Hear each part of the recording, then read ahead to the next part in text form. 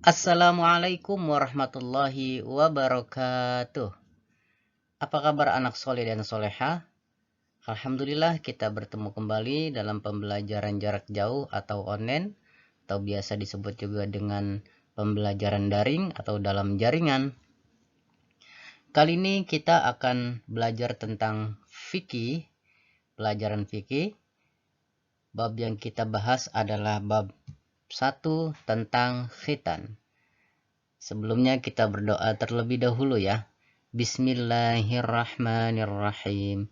Rabbi zidni ilma warzuqni fahma.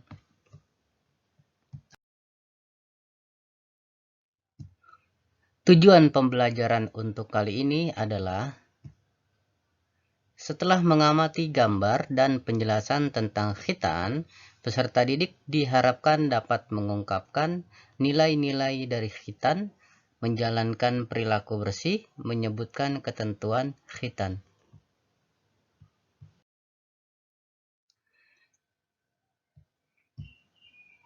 Nah, anak soleh dan soleha, untuk mengetahui lebih jelasnya tentang khitan dan hikmah yang didapat kita ambil dari khitan, ayo kita ikuti pelajaran hari ini. Insya Allah, kalian dapat memahami ketentuan-ketentuan khitan. Berkhitan merupakan kewajiban bagi umat Islam. Oleh karenanya, bagi orang tua yang mempunyai anak, apalagi anaknya sudah siap dan berani berkhitan, harus segera untuk dikhitan. Jangan sampai anaknya sudah melewati balik, baru dikhitan.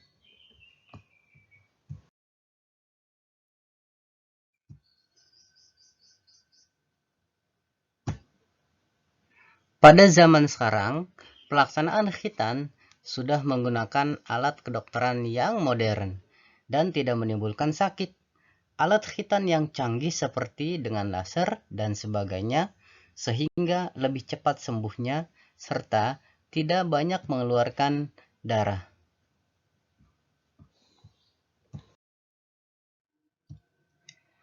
Sejarah khitan. Dalam ajaran Islam, khitan disebut juga sunat. Merupakan suatu ajaran yang dibawa Nabi Muhammad Sallallahu Alaihi Wasallam sebagai kelanjutan dari millah atau ajaran Nabi Ibrahim alaihissalam. Saat itu, Nabi Ibrahim alaihissalam dikhitan usianya 80 tahun dengan menggunakan alat yang disebut kudum atau alat untuk berkhitan. Sebagaimana disebutkan dalam hadis riwayat Abu Hurairah radhiyallahu an, bahwa Rasulullah sallallahu alaihi wasallam bersabda, "An Abi Hurairah radhiyallahu anhu qala, qala Rasulullah sallallahu alaihi wasallam, ikhtatana Ibrahimu khalilur rahmani ba'dama atat alaihi samanuna sanatan." Dari Abu Hurairah radhiyallahu an, ia berkata, Rasulullah Shallallahu Alaihi Wasallam bersabda, Nabi Ibrahim, kekasih Tuhan yang Maha Pengasih, telah berkhitan dengan kapak pada saat beliau berumur 80 tahun. Hadis ini diriwayatkan oleh Bukhari dan Muslim. Sekarang kita akan membahas tentang pengertian khitan. Apa sih khitan itu? Dalam agama Islam, khitan merupakan salah satu media penyucian diri dan bukti ketundukan kita kepada ajaran agama. Disyariatkannya khitan itu dapat mempermudah seorang muslim untuk menyucikan diri dari najis. Sedangkan suci dari najis adalah menjadi prasyarat utama untuk sahnya sholat.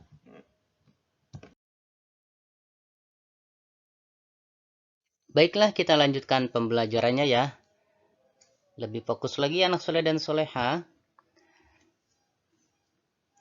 Ada 5 kebiasaan yang berkenaan kebersihan sebagian fitrah ajaran agama kita, yaitu agama Islam. Apa saja ya kira-kira?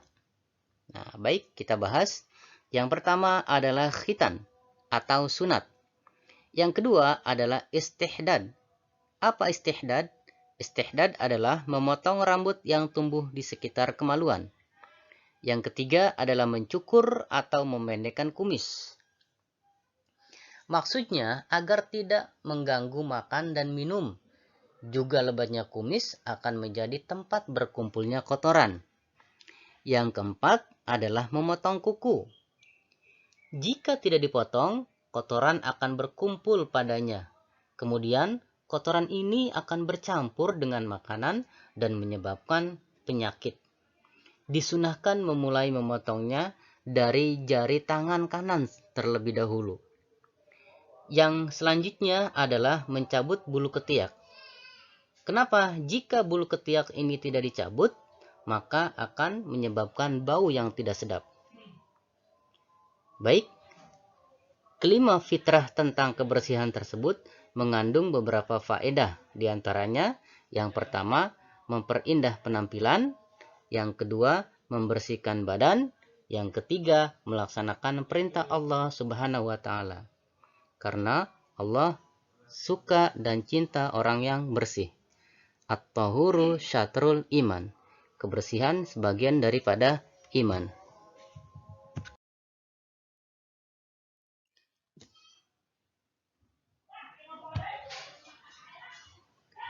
Hukum khitan bagi laki-laki.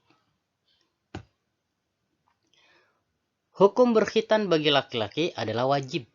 Dasar hukum diwajibkannya khitan bagi laki-laki diantaranya, yang pertama, perintah Allah Subhanahu wa Ta'ala untuk mengikuti ajaran Nabi Ibrahim alaihissalam. Yang kedua, ketika Usaim bin Khulaib masuk Islam, Nabi Muhammad Shallallahu Alaihi Wasallam memerintahkannya untuk berkhitan. Rasulullah Shallallahu Alaihi Wasallam bersabda yang artinya, tanggalkanlah rambut kekufuran darimu dan berkhitanlah. Itu hadis riwayat Ahmad dan Abu Dawud.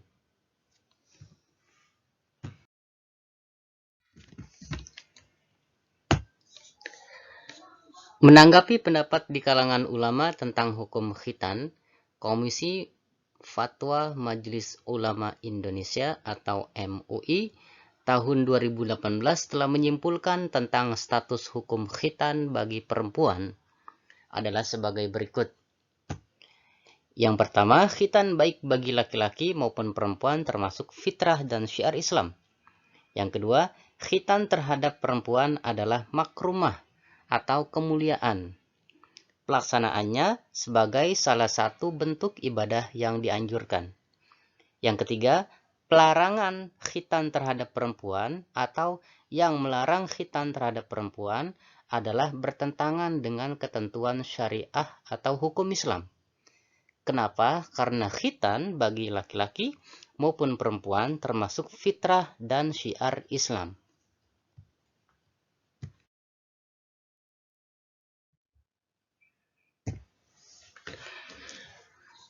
Waktu khitan.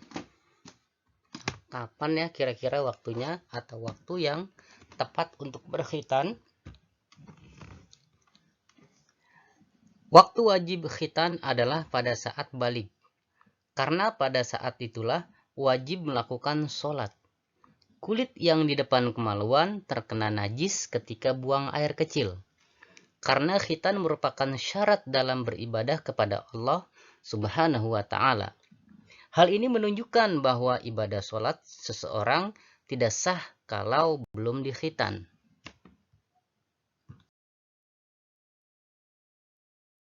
Rasulullah Shallallahu Alaihi Wasallam telah bersabda melalui riwayat Ibnu Abbas radhiyallahu an, al-aklafu la tuqbalu lahu sholatun wa la tuqalu dzabihatuhu, yang artinya orang yang tidak berkhitan tidak akan diterima sholatnya dan hasil sembelihannya pun tidak boleh dimakan.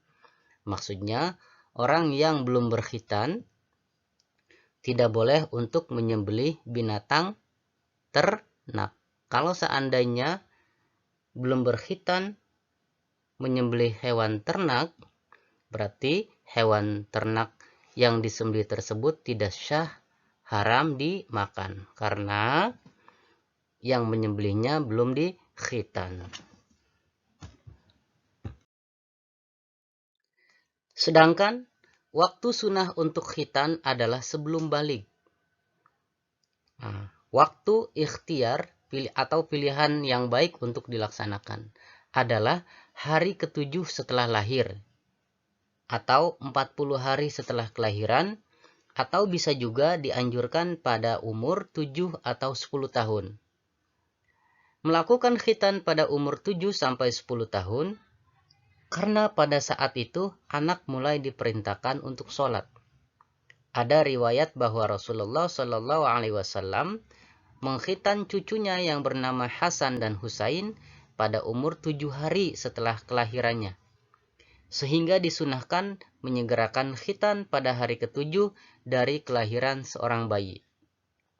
Nah, menurut ilmu kedokteran modern pun, waktu yang paling tepat untuk berkhitan adalah ketika anak masih bayi atau baru dilahirkan. Nah, tetapi masyarakat muslim di Indonesia pada umumnya anak laki-laki dikhitan pada usia antara 7 sampai 10 tahun. Nah, di samping itu semua, khitan jangan sampai lewat anak tersebut balik atau sudah lewat balik baru dikhitan. Itu adalah salah. Harusnya sebelum balik, seorang anak sudah harus dikhitan.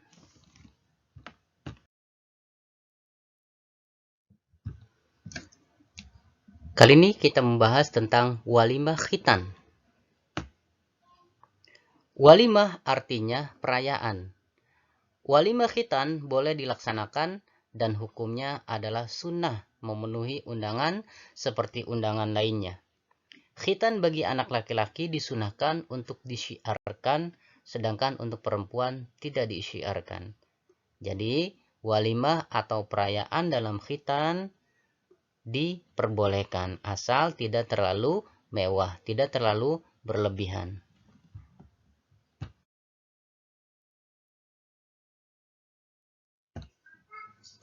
Hikmah atau manfaat khitan.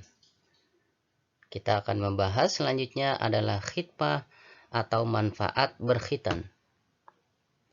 Yang pertama, hikmahnya atau manfaatnya adalah khitan merupakan pangkal fitrah dalam syiar Islam.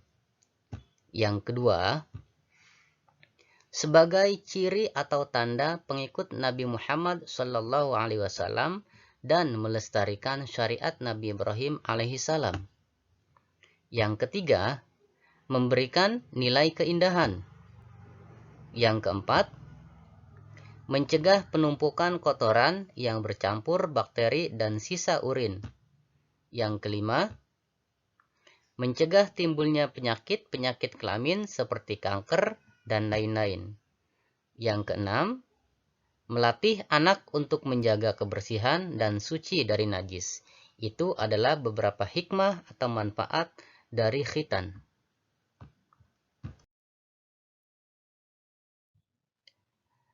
Alhamdulillah, kita tadi sudah membahas tentang khitan. Setelah pembahasan, seperti biasa, kalian mengerjakan tugas. Tugasnya adalah, silahkan kerjakan pada halaman 18, 19, dan 20. Sekali lagi, mengerjakan pada halaman 18, halaman 19, dan halaman 20. Nah, untuk halaman 20, bagian D dikerjakan di buku tulis ya. Sekali lagi, untuk halaman 20, khusus halaman 20 saja, bagian D dikerjakan di buku tulis. Kalau yang halaman 18 dan 19 yang pilihan ganda dan isian singkat dikerjakan di buku paket saja.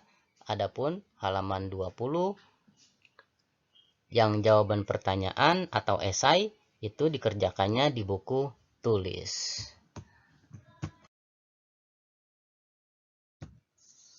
Sekian untuk pembelajaran hari ini. Mudah-mudahan ilmu yang didapat bermanfaat. Semoga ilmu yang didapat bermanfaat dan barokah. Pak Guru akhiri dengan ucapan wassalamualaikum warahmatullahi wabarakatuh.